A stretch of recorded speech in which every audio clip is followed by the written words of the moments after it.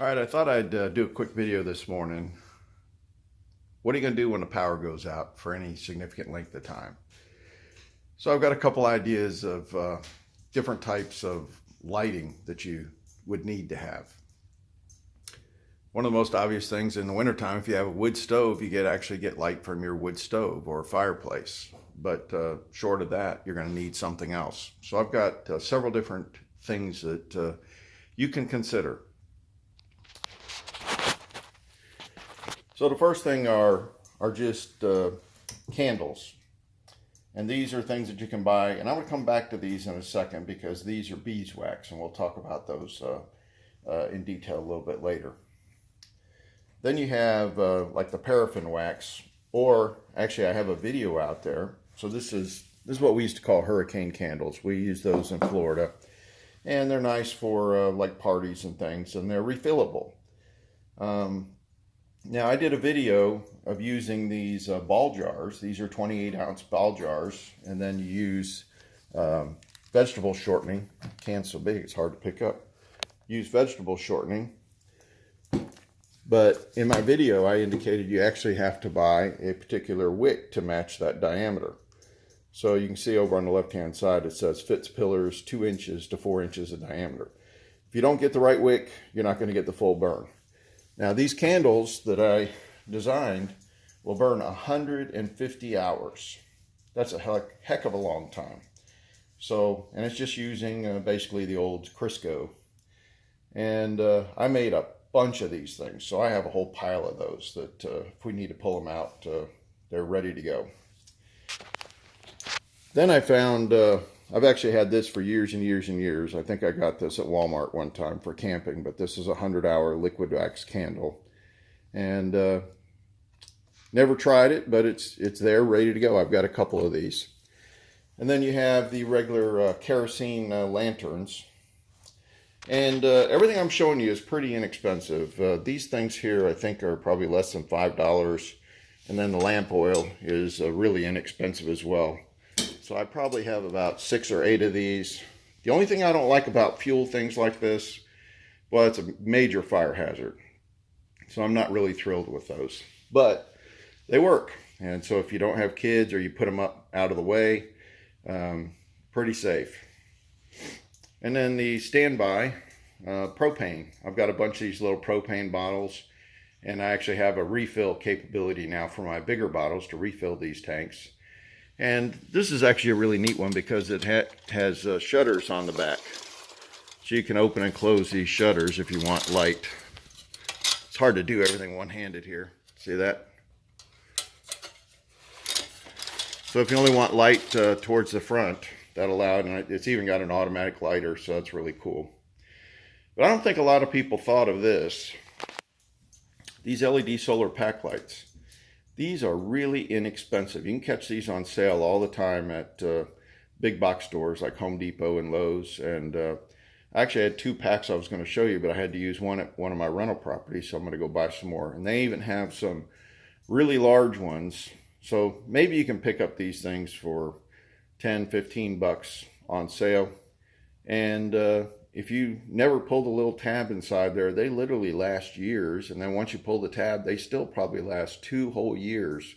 So all you do is you take them outside during the day, charge them up, and then bring them inside and use them. I've got several other ones where there's, excuse me, like a single solar panel. And then it connects to 4 lights, and I use it in my chicken coop out there. And so in that case, you could leave your string of lights inside and take your solar pack outside, let it charge up, and then bring it inside. And it works great. Very bright lights too. So let's go back over here. So why do I have beeswax lights? Well, I've seen quite a few videos where if we go through these, I forget what it was, 3 or 4 days of darkness, the Lord is expecting us to use products made by Him, you know, basically bees. And that will, you know, protect you. So I have the beeswax. They're not inexpensive, but I bought basically a case of each one of these.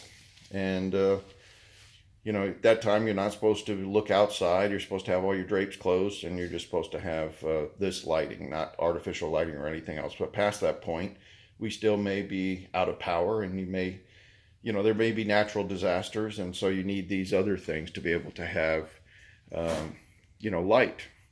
So kerosene is relatively inexpensive, and I've got a bunch stored in my shed too. I probably have like 10 or 15 gallons of kerosene, and so you can keep that light for a long time, and you're only using it at night anyways. But here's some ideas just for lighting. Now I have some other ideas when the power's out and the light's out. There's not much else you can do that you need to consider as well. So let me show you those things. So when the lights go out for extended period of time, you're not going to have TV. You're not going to have DVDs if it's like an EMP.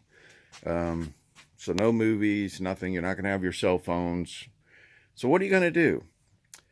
Well, I happened to notice Target had these wooden, pretty durable toys, or I should say games. And I said, man, I got to have those. I thought they would be perfect. So I've got Yahtzee, Battleship, Sorry, Clue, Monopoly, Connect. And my dad taught me years ago, because he was in the Navy, cribbage. Cribbage is a great game. And then I've got lots of decks of cards. And then I got a family 10 game set. So there's a bunch of different things, chess, checkers, Chinese checkers, all those different games. Very durable. You got to have books. And I just threw some in here, just an example. But, when I go to my local grocery store, Kroger, they always have these things sitting there marked down. And I just pick them up and I throw them in a pile. And so I'm getting a whole bookcase set up of this. And by the way, I did find a nice stainless table that I put in my prepper area here. And so this is going to be a great prep table for doing it. I got that at Sam's Club. But you gotta think farther than a second, a minute, a day, a week, a month, a year. And so these are some of the things that I've been thinking about, and I highly encourage you. The one thing I didn't mention is even though I have this really nice setup of prepper pantry here, we actually probably have several months worth of food upstairs in our actual kitchen, because I have a significant pantry up there as well. So, we would actually burn through all of that first, and then we'd start working into this pile, or start taking, combination of both to stretch things out. But we have a lot of canned foods upstairs, and we rotate and everything. But the other thing is, my grandson, I think I'd mentioned, he has a protein deficiency. He can't digest any kind of milk or dairy, and so I went and specifically stocked up some coconut milk powder for him that we can use in cooking, and make his breads and what do you call it, like brownies, whatever, that he so he can partake in the same as us. Even pancakes, we use this. So I bought, quite a few. I probably need to buy more, but we wanted to get some and try it, and so I got that in here.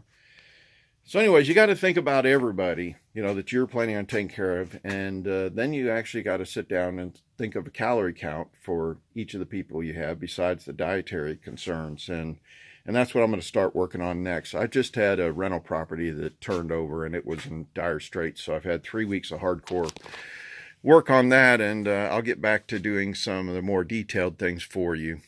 But anyways, I wanted to get this out for you because I thought this was something that would be helpful for you.